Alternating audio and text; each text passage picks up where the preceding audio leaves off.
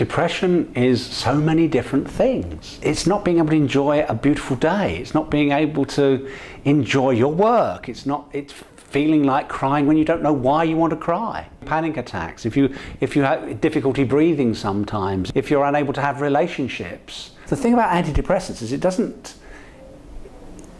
change what you think.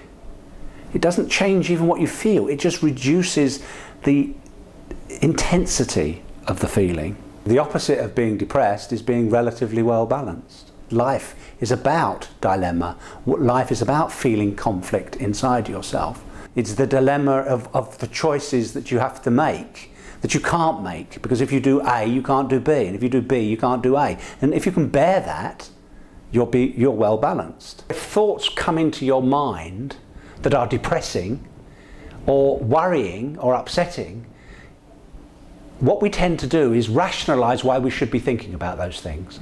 We can convince ourselves that we're right to be thinking, that we're right to think about them, because if we think about them enough, we can fix it.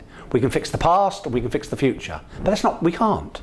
So what I have to help people do is not obsess about their feelings, especially their negative feelings. You're trying to control your thoughts. You're trying to control how you think.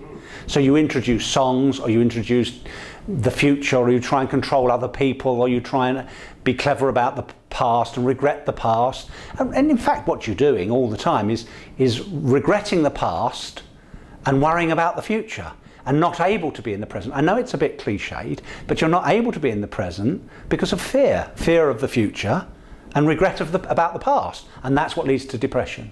Then you have to deal with what happens then. Not deal with what happens then now.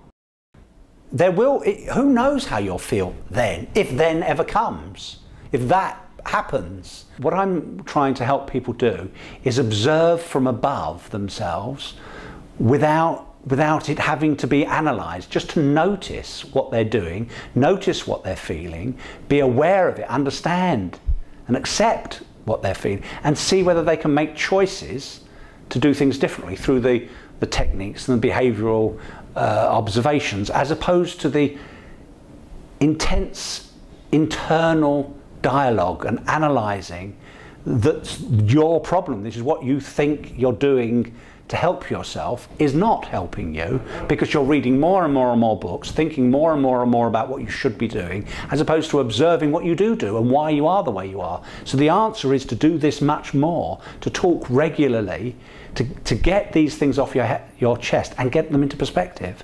It will be better than it would have been otherwise, and it will give you some choices to deal with things in a different way from how you've dealt with them in the past, which has only reinforced the problem.